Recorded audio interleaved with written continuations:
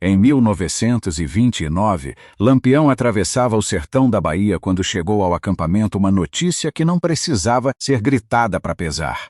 E Lampião, quando ouviu o nome que veio dentro daquele fardo de farinha, ficou quieto do jeito que ele ficava quando alguma coisa pesava mais do que grito conseguia expressar. O coronel Deodato Vanderlei Fontes, dono da fazenda Olho d'Água Grande, entre Remanso e Pilão Arcado, tinha mandado marcar um vaqueiro a ferro. Num homem vivo, de 34 anos, com mulher e rancho e berrante pendurado na porta de casa. Com a mesma brasa que usava no couro do gado, a mesma marca de 2 chifres curvados, no mesmo braço onde o couro do boi costuma pegar melhor. O coronel chamou de lição. Lampião chamou de convite. A notícia chegou escondida dentro de um fardo de farinha. Era o jeito que as coisas chegavam ao bando, embrulhadas, carregadas por menino em lombo de jumento que andava dias pelo carrasco sem saber direito o que levava. O mensageiro parou na beira do acampamento do Riacho Seco, na penumbra do fim de tarde, e pediu para falar com o capitão. Desmontou do jumento com os pés em carne viva de tanto andar, a cara coberta de poeira vermelha que o sertão gruda na pele e não sai fácil. E quando Lampião ouviu, a primeira coisa que perguntou não foi o nome do vaqueiro, foi o nome do coronel. O nome que chegou, Deodato Vanderlei Fontes, não era novidade para Lampião. Era uma conta aberta 4 anos antes, em Pernambuco, que ainda não tinha chegado a hora de cobrar. O sertão tem a memória longa de quem não tem papel para escrever. Guarda tudo no peito, organizado, sem misturar, esperando o momento que a hora certa abre. Zé Tobias de Souza Lima tinha 34 anos quando o ferro encostou no seu braço. Vaqueiro de ofício e de nascença, filho de vaqueiro, neto de vaqueiro, 3 gerações de homens que cuidaram do gado alheio naquele pedaço de sertão baiano sem nunca ter terra no próprio nome. Entrou no serviço do coronel Deodato aos 16, como ajudante de curral, não porque queria, mas porque não havia outro serviço disponível numa légua em qualquer direção. Subiu de ofício porque era bom no que fazia. Conhecia cada reis pelo chifre e pela mancha no focinho, sabia de onde o boi tinha vindo e para onde o boi queria ir. O coronel gostava de Zé Tobias da forma que coronel gosta de ferramenta boa. Usava sem economizar, guardava quando precisava. O problema começou em outubro de 1928, numa feira de gado em Pilão Arcado. 3 bois que Zé Tobias conhecia bem de chifre, de mancha no focinho de andar, apareceram na feira marcados com o ferro do coronel Deodato. O dono original era o seu Pedro Nunes, fazendeiro pequeno da redondeza, e Zé Tobias sabia disso porque tinha visto essas reses do lado de lá do cercado por anos. Quando o juiz de paz perguntou na frente de todo mundo se alguém sabia de onde aquelas reses tinham vindo, Zé Tobias respondeu. Disse a verdade, simples assim. O processo não foi adiante. Coronel Deodato tinha amigo no cartório, amigo no fórum, amigo em cada cadeira que importava naquele sertão. O juiz de paz que ouviu o depoimento de Zé Tobias pediu transferência para outro município 3 semanas depois. Os bois voltaram ao seu Pedro Nunes, o caso foi engavetado sem barulho e Zé Tobias voltou ao trabalho como se nada tivesse acontecido. No sertão baiano de 1928, testemunhar contra coronel e continuar respirando era, em si, uma forma de vitória que poucos conseguiam comemorar. Por 8 meses, o coronel não disse nada. Não tirou o salário, não cortou o rancho, não mandou recado de nenhum tipo. Zé Tobias tomou esse silêncio por perdão, por esquecimento ou por medo de escândalo maior. O vaqueiro era homem simples, de trabalho e de obrigação. Não tinha o hábito de desconfiar do silêncio de quem manda. Mas silêncio de coronel ofendido não é perdão, é plano. Em junho de 1929, o filho do coronel Deodato voltou de São Paulo. Raimundinho Fontes tinha 18 anos, cara de quem não conheceu fome, e voltou com mala nova e modo de falar que tinha pegado nos 2 anos de cidade grande. No dia seguinte à chegada do filho, o coronel mandou chamar Zé Tobias no escritório. Fechou a porta, ficou de pé do outro lado da mesa e disse, com a voz calma de quem encerra uma conta que estava aberta há muito tempo, que chegara a hora de acertar o que estava pendente. Zé Tobias perguntou o que estava pendente. O coronel disse, a sua língua comprida numa feira de gado, Rome. Mas havia uma coisa que Zé Tobias não sabia naquele momento. Raimundinho Fontes não tinha voltado de São Paulo por acaso. Voltou porque o processo dos bois, mesmo engavetado, tinha gerado um papel no fórum de Pilão Arcado com o nome do filho escrito em algum lugar que podia ser encontrado. E papel que pode ser encontrado é arma na mão de quem souber onde procurar. Foi então que Efraim Baraúna entrou. Chefe da guarda do coronel, homem de braços como cambão de carro de boi, cara de quem fez muito trabalho pesado sem perder noite de sono. Entrou com o ferro em brasa. O ferro tinha a forma de 2 chifres curvados, um dentro do outro, a marca da fazenda Olho d'Água Grande, a mesma impressa no couro de cada res do coronel havia 30 anos. O que aconteceu dentro daquele escritório fechado ficou na memória de Perpetinha, a mulher de Zé Tobias. Do jeito que certas coisas ficam, não como lembrança que vai e vem, mas como presença que se instala para sempre. Ela não estava no escritório. Mas quando o marido voltou para casa com o braço enfaixado em trapo de saco, sentou na soleira da porta e ficou olhando para o céu da Caatinga por uma tarde inteira sem dizer nada, ela soube antes de ver. Quando desamarrou o trapo e viu a marca, ela foi a que gritou pelos dois. Zé Tobias não tinha gritado. No sertão há quem diga que a avó dele, mulher de Sergipe que veio para a Bahia ainda menina, de andar miúdo e oração na ponta da língua, tinha rezado uma prece sobre cada neto no dia do batismo. Uma oração de corpo fechado, dessas que o povo do interior carrega como armadura que ninguém vê, mas que o ferro encontra na hora de pousar. Que na hora da brasa, a pele de Zé Tobias recusou a profundidade, recusou o grito, recusou tudo que o coronel queria que a marca significasse. Que o cheiro que saiu do escritório naquele dia não era cheiro de pele queimada. Era outra coisa. Isso não tem como confirmar. O que tem como confirmar é que Zé Tobias voltou caminhando sozinho, com a cabeça erguida, e que nenhum dos capangas que esteve naquele escritório naquele dia ficou confortável de contar o que presenciou. Perpetinha agiu ainda naquela noite. Mandou a irmã mais nova, menina de 15 anos que conhecia os atalhos do carrasco, pegar o caminho para a casa do seu Firmino Leal, coiteiro velho que morava a uma légua da fazenda. Seu Firmino era daqueles homens do sertão que sabem de tudo sem precisar se mover. Chegava gente, chegava notícia, chegava pedido, e às vezes a resposta que saía de lá vinha de muito longe. A irmã de Perpetinha levou uma mensagem escrita com carvão no papel de embrulho. 4 palavras, marcaram meu marido a ferro. Seu Firmino leu, ficou quieto por um tempo. Depois pediu um punhado de farinha, escondeu o papel dentro do fardo, amarrou com palha e mandou embora com um rapaz de jumento. O rapaz andou 3 dias pelo sertão sem parar mais do que o necessário. Mas havia uma coisa que nem Perpetinha, nem seu Firmino, nem o rapaz do jumento sabiam. O nome do coronel Deodato Wanderley Fontes não era, para Lampião, apenas o nome de um coronel que tinha marcado um vaqueiro. Era o nome que carregava uma outra história, mais velha, que o cangaço ainda não tinha cobrado. Em 1925, quando o bando ainda estava nos primeiros anos de formação e o medo que o nome de Lampião espalhava era novo e ainda sem a raiz funda que depois ganhou. Um parente do coronel Deodato, primo por parte de pai, chamado Armando Wanderley, da região de Ibó, perto do São Francisco pernambucano, participou de uma emboscada contra 2 cangaceiros que viajavam sozinhos. Os 2 morreram, e o nome Wanderley entrou no caderno de Lampião da mesma forma que todos os nomes entravam, com paciência e sem data marcada. Às vezes deixava a conta envelhecer de propósito. Conta velha, no sertão não rende juros, rende peso. O bando estava acampado no Riacho Seco quando o rapaz do jumento chegou pedindo para falar com o capitão.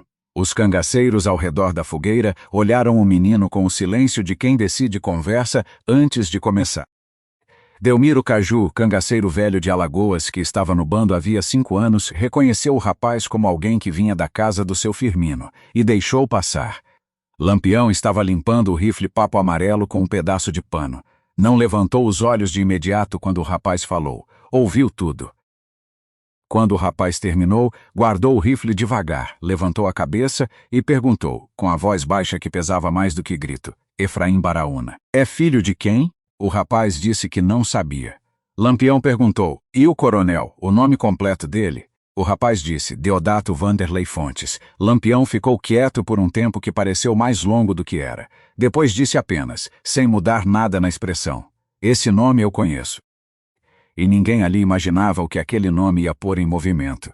O bando saiu do acampamento do Riacho Seco 2 dias depois. 41 homens, 42 tinha sido o número, mas um ficou com febre de mal e Lampião não levava doente em marcha longa. Cada um carregava rifle papo amarelo, punhal na cinta, bornal de couro no ombro e o chapéu de couro bordado de moedas e estrelas que era a marca visível do cangaço de Lampião. 3 burros carregavam mantimento e munição suficiente para uma operação que Lampião ainda não tinha detalhado para ninguém, nem para Delmiro Caju. A direção era norte, pelo sertão baiano. 4 dias de marcha estimada, cortando pelo catingueiro espinhento onde o mandacaru crescia seco como coluna de igrejinha abandonada e a jurema preta rasgava qualquer tecido que não fosse couro bem curtido. Em certas paradas da tarde, quando o calor dobrava o ar em ondas visíveis acima da terra vermelha, os cangaceiros ficavam em silêncio à sombra de qualquer pedra grande. Era silêncio de economia. Marcha longa pede menos palavra, não mais. Delmiro Caju andava ao lado de Lampião no começo do 2º dia e comentou, em voz baixa, que o coronel Deodato mantinha pagamento regular a volante do tenente Aderaldo Costa. Dinheiro de mão em mão, toda semana, para que a volante não entrasse nas terras da fazenda Olho d'Água Grande nem perturbasse o comércio. Que o tenente Aderaldo tinha aproximadamente 30 soldados nessa região do sertão baiano e era homem de mover os 30 sem aviso quando considerava necessário. Lampião andou uns 100 metros em silêncio antes de responder. Depois disse, então o tenente já deve saber que a gente vai lá, Delmiro. Delmiro disse que era isso que pesava. Lampião disse, o que o tenente sabe que vai fazer com esse saber depende de quanto o coronel pagou por ele. E essa resposta a gente descobre chegando. Mas havia uma coisa mais perto do que a volante, e que só apareceu no 3º dia de marcha. O bando parou para descanso na casa de um coiteiro chamado Bento Andrade, caboclo miúdo de cabelo branco que mantinha um depósito de rapadura e carne seca nos fundos da propriedade. Bento abriu a porta, deu comida, água e silêncio, e ficou sentado do lado de fora a noite toda, como é costume do coiteiro que quer continuar dormindo bem até o fim da vida. Dentro, os cangaceiros comeram e se acomodaram no breu. Foi nessa noite que Delmiro Caju começou a notar o comportamento de um cangaceiro jovem chamado Belisário, de Sergipe, que estava no bando havia 2 anos. Levantou 3 vezes durante a noite. Foi ao mato. Voltou. Ficou mexendo no bornal sem razão aparente. Era o tipo de agitação que não tem explicação de cansaço. Delmiro ficou de olho sem dizer nada ainda. De manhã cedo, antes do sol, Belisário pediu licença para ir buscar água num riacho que ficava uns 300 metros caatinga dentro. Lampião ouviu o pedido, ficou parado por um segundo, e disse, com a voz calma de quem não está perguntando, vai, cabra, mas vai acompanhado. Mandou Delmiro junto, os 2 foram. Delmiro voltou sozinho, com a cabaça cheia de água e o rosto fechado como porta de celeiro. Esperou o bando em marcha para se aproximar de Lampião e falar baixo, caminhando do lado. Belisário tinha tentado largar um sinal no carrasco. Um molho de erva branca amarrado num galho de angico em lugar de passagem conhecida de volante. Lampião andou mais um trecho antes de responder. Parou, olhou para o horizonte vermelho e disse, onde está Belisário agora? Delmiro disse, no sertão, capitão. Lampião retomou o passo, não disse mais nada. Isso parecia o fim de um problema, não era. Porque quando Delmiro contou ainda sobre outros sinais que tinha notado nos 2 dias anteriores, uma pedra virada de forma estranha numa passagem, um galho de jurema dobrado contra o vento na direção errada, Lampião entendeu que a informação sobre o caminho do bando provavelmente já estava em andamento. Alguém tinha informado o coronel, e o coronel tinha repassado a volante. A questão não era se o tenente Aderaldo sabia o caminho. A questão era se ele estava posicionado no caminho ou no caminho de saída. O bando mudou de rota. Lampião conhecia o sertão baiano da mesma forma que se conhece o rosto de quem se vê todo dia, sem precisar pensar, só abrindo os olhos. Sabia onde o carrasco se abria em baixada suficiente para 40 homens passarem sem rastro visível de longe, e onde a caatinga ficava tão fechada que cavalo de volante não entrava sem barulho de galho quebrando que anunciava a presença antes de ela chegar. Mandou cortar por uma baixada de mandacaru e chique-chique que esfolava qualquer coisa que não fosse couro bem curtido, mas que a volante a cavalo não atravessava sem tempo demais e barulho demais. 2 dias assim. No fim do segundo, o bando saiu da baixada espinhosa e viu, no alto de uma coxilha vermelha, a silhueta das paredes brancas de adobe da fazenda Olho d'Água Grande. A bandeira de Santana na torre de palha do galpão balançava levemente num vento que não se sentia lá embaixo. As paredes brancas debaixo do céu árido do sertão tinham um aspecto de coisa fora de lugar, brancas demais para um mundo tão seco. Lampião parou o bando longe o suficiente. Ficou olhando a fazenda por tempo suficiente para gravar cada detalhe. Depois chamou João Sabiá e Cícero Moreno, 2 cangaceiros de olho treinado, e mandou cada um rodear a fazenda por um lado diferente antes do anoitecer. Contar saída, contar homem armado, contar cavalo, contar onde cada guarda estava postado. Voltaram quando a última luz sumia atrás da coxilha. João Sabiá disse: 16 homens armados dentro do muro, capitão. Mais 4 lá fora na estrebaria velha do fundo. Cícero Moreno disse: tem uma janela nos fundos do galpão que não fecha bem. O cachorro que guarda esse lado está velho e não ouve direito. Lampião perguntou: e a volante? O João Sabiá disse: não vimos, capitão, mas tem rastro de ferradura no barro lá na baixada. Fresco, de hoje, porque isso aqui era só o começo do que vinha. A ausência da volante podia significar 2 coisas, e só uma maneira de descobrir qual era a verdadeira. Lampião chamou Delmiro Caju. Falou baixo, perto do ouvido do cangaceiro velho: você entra na fazenda sozinho. Antes de todos nós, pelo lado do cachorro surdo, sente o cheiro do terreiro e volta. Delmiro não perguntou por quê. Levantou, ajeitou o punhal na cinta e foi. O cachorro velho que guardava o lado do galpão farejou alguma coisa diferente no ar frio da madrugada. Não latiu. Resmungou uma vez, baixo, mais para si mesmo do que para alguém. E depois ficou quieto e foi andando devagar na direção contrária, como se tivesse decidido que era melhor não saber o que aquilo era. No sertão, os mais velhos dizem que cachorro não ladra para visagem, só resmunga e afasta, e esse cachorro afastou. Delmiro passou pela janela torta do galpão, atravessou o depósito de ferramentas no escuro sem acender nada, e ficou parado na sombra do terreiro por tempo suficiente para enxergar onde cada guarda estava e em que direção cada rifle apontava. Voltou, disse a Lampião: a volante não está dentro, capitão. Os capangas estão, mas estão com sono. Ninguém esperava a visita essa noite. Lampião fechou os olhos por um segundo. Depois disse: então a gente entra, resolve e sai por onde eles não esperam. Mas o que Lampião pretendia fazer com o coronel Deodato não era só usar o mesmo ferro que tinha marcado Zé Tobias. Era arrancar uma confissão antes disso. Uma informação específica sobre um soldado da volante do tenente Aderaldo chamado Belmiro Tenório, que em 1927 tinha executado um coiteiro amigo do bando perto de Juazeiro, queimado a casa, dispersado a família. A execução foi a mando da volante, mas havia alguém que tinha pago depois pelo silêncio. Alguém que tinha feito o caso sumir antes que chegasse em ouvido errado. Lampião sabia que esse alguém tinha sobrenome Wanderley. A marca era o fim. A confissão era o começo. A entrada na fazenda aconteceu antes do dia raiar. A noite era de lua nova, fechada e escura. O tipo de noite que o sertão guarda para esconder o que não quer que seja visto. Lampião mandou 12 homens pela frente, com João Sabiá na ponta, e foi ele mesmo com os outros 29 pelo lado do galpão, pela janela que não fechava. Quando o portão de madeira do terreiro cedeu e os cangaceiros da frente entraram, os 16 capangas do coronel se viram com rifle apontado de todos os lados ao mesmo tempo, por homens que não pareciam nervosos. Quando a desproporção é dessa magnitude clara e imediata, o instinto mais profundo manda parar. E todos pararam. Nenhum tiro foi disparado. Lampião entrou no terreiro andando devagar. O chapéu de couro bordado de moedas e estrelas, os óculos redondos que usava havia anos por conta de uma tinham cansado cedo, o rifle papo amarelo cruzado no peito.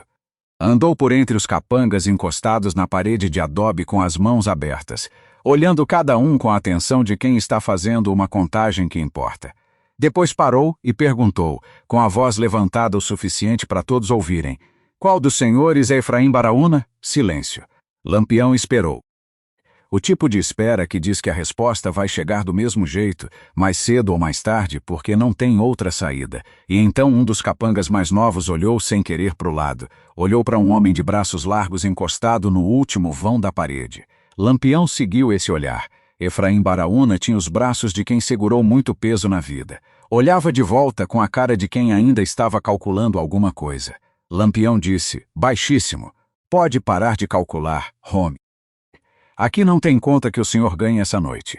2 cangaceiros seguraram Efraim. Outros foram buscar o coronel. O coronel Deodato Vanderlei Fontes estava no escritório do fundo com a lamparina acesa, sinal de que não tinha dormido.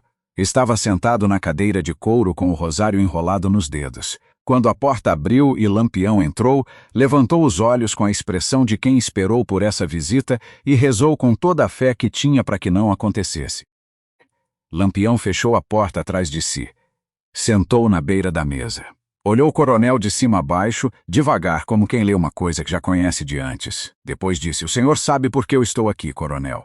O coronel disse que sabia. Lampião disse: "Então o senhor sabe o que eu vim buscar." O coronel respondeu que queria negociar. Que tinha dinheiro, que tinha cabeça de gado, que podia oferecer passagem segura pelo sertão baiano para qualquer rota que o bando escolhesse. Lampião ficou quieto por um tempo longo que pesou mais do que qualquer resposta. Depois disse: "Negociação funciona quando as duas partes têm o mesmo tamanho." "Essa noite, coronel, o senhor e eu não temos o mesmo tamanho." O coronel ficou sem palavra. Lampião fez então uma pergunta que o coronel não esperava. Perguntou onde estava o soldado Belmiro Tenório, da volante do tenente Aderaldo Costa, e o coronel parou de rezar, porque o que o coronel sabia não era o que Lampião esperava ouvir. O que o coronel sabia era que Belmiro Tenório estava morto havia 6 meses. Morto pelo próprio tenente Aderaldo, que mandou executar o soldado quando ele começou a contar para a gente do sertão o que a volante fazia nas incursões pelo Caatingueiro, o saque, o fogo nas casas dos coiteiros suspeitos, o abuso contra a vila desarmada que não tinha como reagir. O tenente mandou matar o soldado que sabia demais e fez isso com dinheiro que o coronel Deodato Vanderlei Fontes tinha fornecido. Dinheiro para que a morte de Belmiro Tenório parecesse acidente de Caatinga. Homem sumido, cavalo aparecido sem dono, ninguém mais perguntou. O coronel tinha financiado o silêncio de um assassinato cometido pela força pública. Lampião ouviu tudo sem interromper uma vez. Quando o coronel terminou de falar, havia no quarto de adobe um silêncio diferente dos outros. Era o silêncio de quem acaba de entender o peso exato do que tem na mão. Lampião se levantou da beira da mesa devagar. Ficou de pé por um momento, olhando para o coronel. Depois disse: "O senhor me deu mais do que eu esperava, coronel. Isso é coisa rara." O coronel perguntou se isso queria dizer que ia embora. Lampião disse: "Não, significa que o senhor vai receber só uma coisa, quando eu tinha planejado 2. O coronel entendeu nesse momento o que vinha. Tentou se levantar da cadeira. 2 cangaceiros na porta impediram qualquer movimento. Trouxeram Efraim Baraúna para o quarto. E trouxeram o ferro da fazenda Olho d'Água Grande, os 2 chifres curvados um dentro do outro, que estava pendurado no galpão ao lado dos outros instrumentos de marca. Um cangaceiro tinha acendido uma fogueira pequena no terreiro antes de entrar. O ferro foi ao fogo. Pensa num momento que você carregou a vida inteira sem conseguir explicar direito para ninguém. Uma coisa que aconteceu e que mudou o que você era antes dela. Conta aqui nos comentários. Na hora de Efraim Baraúna, o que você teria feito? Aqui é onde a história que se conta no sertão erra o detalhe. Conta que Lampião pegou o ferro com as próprias mãos e marcou o coronel imediatamente, com raiva. Mas quem ouviu de quem esteve lá conta diferente. Lampião esperou. Deixou o ferro aquecer no fogo do terreiro. Deu tempo para o coronel ouvir a fogueira do lado de fora. Deixou o tempo trabalhar da forma que o tempo sabe trabalhar quando não tem pressa e o resultado é certo. E enquanto o ferro esquentava, Lampião sentou no banco do terreiro e começou a conversar com os capangas. Perguntou o nome de cada um, de onde eram, se tinham família, se tinham terra, se eram do sertão de nascença ou tinham chegado de fora.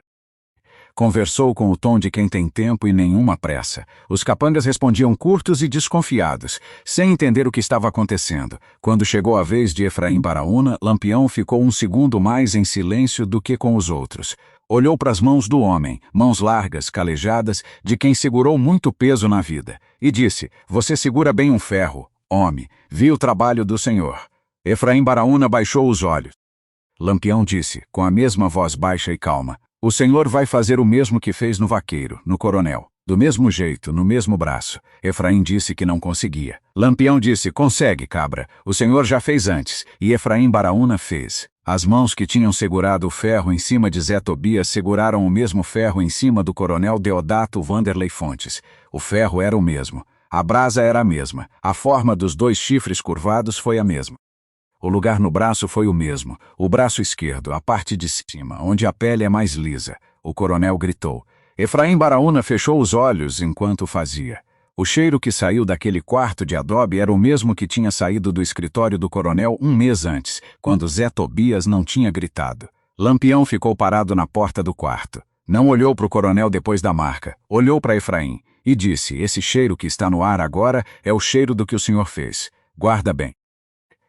Depois saiu do quarto sem virar. No terreiro reuniu o bando. Era quase 5 da manhã. O céu passava do preto para o roxo escuro, aquela hora que existe antes de existir o dia, que o sertão guarda como coisa reservada. Os cangaceiros formaram a fila de marcha sem precisar de ordem. Antes de sair, Lampião chamou o capataz da fazenda, homem de cabelo branco que tinha ficado parado na porta da cozinha durante tudo, sem interferir, sem fugir, e disse: o coronel vai precisar de curativo. O senhor sabe fazer? O capataz disse que sabia. Lampião disse: faz bem feito. Ferida mal cuidada mata. E eu não vim aqui para matar. O bando saiu da fazenda Olho d'Água Grande antes do sol aparecer. Atravessou o terreiro, passou pelo portão de madeira, desapareceu na direção da coxilha vermelha em fila silenciosa. Os capangas ficaram parados no terreiro por um tempo, sem conseguir entender que estava tudo acabado. Que tinha acabado assim, sem incêndio, sem pilhagem, sem um tiro. O que ficou dentro do muro era a marca. E a confissão que o coronel tinha feito naquele quarto era uma confissão que ele não podia repetir para ninguém. Repetir era confirmar que tinha financiado o assassinato de um soldado da própria força que o protegia. Era problema de uma dimensão que nenhum cartório consertava. O coronel ficou quieto, do mesmo jeito que Zé Tobias tinha ficado. O silêncio do vaqueiro era o silêncio de quem perdeu e não tinha como cobrar. O silêncio do coronel era o silêncio de quem cobrou o que não devia e recebeu de volta com um preço que não estava em nenhum contrato que ele tinha assinado. Semanas depois, o bando de Lampião tinha cruzado de volta para Pernambuco e a notícia do que aconteceu na fazenda, Olho d'Água Grande, começou a circular pelo sertão do jeito que toda notícia boa circula por lá. Tortuosa, exagerada, misturada com invenção, mas carregando no miolo um grão de verdade tão duro que nem o maior exagero conseguia deslocar. Contavam que Lampião incendiou a fazenda toda. Não tinha. Contavam que matou a metade dos capangas. Também não tinha. O detalhe que resistia a cada versão que passava de boca em boca era a marca no braço do coronel. Esse detalhe não precisava de exagero. Era suficiente por si mesmo, sem nada em volta. Zé Tobias ficou sabendo do ocorrido por Perpetinha, que ficou sabendo pelo seu Firmino Leal. Quando a mulher contou, ele estava sentado na mesma soleira de porta onde tinha ficado no dia em que voltou com o braço queimado. Ouviu tudo sem mexer o rosto. Perpetinha perguntou o que ele estava pensando. Zé Tobias ficou um tempo olhando para o chão de barro seco. Depois disse: "Tô pensando na mão que segurou o ferro." Não disse mais nada além disso. Mas havia uma coisa que Perpetinha tinha guardado desde a semana anterior. Uma coisa que não contou para o marido naquela tarde e que só revelou muito tempo depois, quando os dois já estavam velhos e a caatinga da Bahia era só memória de um lugar que tinham deixado para trás. Na semana seguinte ao que aconteceu na fazenda Olho d'Água Grande, o seu Firmino Leal recebeu uma visita que não esperava. Um homem desconhecido, chapéu de abas largas, alpercata nova, cara que não revelava mais do que o necessário, deixou na porta da casa do coiteiro um bornal de couro fechado com correia de couro. Dentro havia uma carta dobrada. E dentro da carta havia dinheiro, quantidade suficiente para 2 adultos saírem daquela região, chegarem em cidade maior e recomeçarem sem dívida. Na carta havia uma instrução, escrita com letra grande e inclinada, sem assinatura. Vá embora antes que o coronel cure o braço. Seu Firmino nunca revelou quem era o homem. Não por cálculo, simplesmente porque não sabia. O homem tinha chegado na entrada da tarde, deixado o bornal na soleira sem entrar e ido embora pelo carrasco na direção que o vento secava mais rápido, que era a direção do sertão fundo, a direção por onde o cangaço costumava desaparecer quando precisava desaparecer. No sertão, há quem diga que o homem foi enviado por Lampião. Mas há também quem diga que não era mensageiro de carne e osso nenhum, que era a própria caatinga devolvendo o que tinha visto, da forma que a caatinga devolve quando acha que chegou a hora. Perpetinha nunca disse o que achava. Só contou que o bornal cheirava a couro curtido de muita estrada andada. Zé Tobias e Perpetinha foram. Pegaram o que podiam carregar, fecharam o rancho e tomaram o caminho de Juazeiro do Norte, a cidade do padre Cícero Romão Batista, que o Nordeste todo reconhecia como lugar de chegada para quem precisava começar de novo. Chegaram em agosto de 1929, com o dinheiro do Bornal, com o que tinham nas costas e com a marca no braço de Zé Tobias ainda avermelhada e funda. Montaram uma venda pequena perto do santuário. Viveram lá por mais de 20 anos. A marca no braço de Zé Tobias nunca sumiu. Foi ficando mais definida com o tempo, cicatriz de ferro não desbota, fica mais visível quando a pele envelhece, quando o sol de muitos anos faz o resto do braço escurecer em volta da linha clara da queimadura. E Perpetinha contava que o marido nunca escondeu, usava camisa de manga curta o tempo todo, deixava a marca à mostra, como quem não carrega vergonha do que lhe fizeram. E quando alguém chegava perto e perguntava o que era aquilo, porque a forma dos dois chifres curvados chamava a atenção de quem olhava, Zé Tobias sempre dava a mesma resposta. É a marca de um coronel que tentou me fazer de boi. E que aprendeu que boi e homem são coisa diferente. Nunca explicava mais do que isso, e nunca precisava. O coronel Deodato Vanderlei Fontes ficou na fazenda Olho d'Água Grande por mais 3 anos depois do ocorrido. Mas a fazenda foi encolhendo, as dívidas crescendo, os capangas abandonando o serviço um a um, o crédito político murchando como Jurema, que não viu chuva em 2 invernos. Efraim Baraúna saiu do emprego no mês seguinte. Foi trabalhar numa salina no Rio Grande do Norte. Contam que passou o resto da vida com as mãos inquietas, com dificuldade de segurar objeto de ferro sem soltar rápido demais, como se a memória tivesse ficado gravada nas palmas e a cabeça não conseguisse desfazer o que as mãos já sabiam de cor. Em 1932, o coronel vendeu as terras por metade do valor para um comerciante de Barreiras e foi para Salvador. Não voltou mais para o sertão. Lampião seguiu. 1929 deu lugar a 30, a 31, a 32. O nome dele crescia junto com as histórias que cresciam junto com os anos, e cada história carregava dentro de si um grão de coisa que realmente aconteceu, mesmo quando o resto era invenção do povo que precisa de herói numa terra onde herói é escasso. Em julho de 1938, na Grota do Angico, em Sergipe, o cerco final se fechou. Mas essa é outra história. Há quem diga que, nos dias antes de Angicos, Lampião estava mais quieto do que de costume, que ficava olhando para o horizonte por tempo longo, sem explicar o que via. Que numa das noites, antes de apagar a lamparina, disse uma coisa em voz baixa que ninguém entendeu direito. Isso não tem como confirmar. Mas o povo do sertão que guardou essa história não precisou de confirmação. Precisou só de um detalhe que fizesse sentido com tudo que veio antes. O que ficou de tudo aquilo, de agosto de 1929, daquela fazenda de paredes brancas entre remanso e pilão arcado, é uma coisa que o sertão sabe guardar bem. A marca que você coloca nos outros fica em quem a coloca, da forma que o tempo decide. O coronel Deodato queria ensinar que homem sem poder é como gado. Pode ser marcado, pode ser dobrado, pode ser reduzido à função que outro escolhe para ele. A resposta chegou com o mesmo ferro, no mesmo braço, pela mão do mesmo homem que tinha feito a primeira marca. Sem discurso, sem proclamação, sem papel assinado.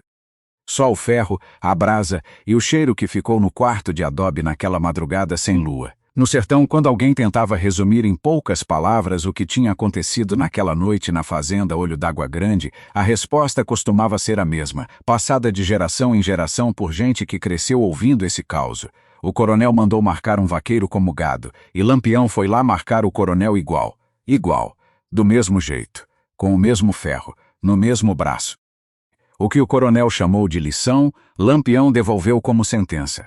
Uma sentença que não precisou de juiz, não precisou de cartório, não precisou de mais ninguém para ser executada, além de um homem de chapéu bordado de moedas e estrelas que atravessou 4 dias de caatinga espinhosa para lembrar a um coronel do sertão baiano que ferro que marca homem como se marca gado precisa de um dono. E o sertão, que nunca esquece e nunca perdoa quem acha que pode usar de um homem como se usa de boi, ficou guardando essa história do jeito que guarda as melhores, fundo, para sempre, pronto para contar quando alguém chegar perto e perguntar como as coisas eram. Se inscreva se você cresceu ouvindo o nome de Lampião e sabe que essa história não cabe num livro.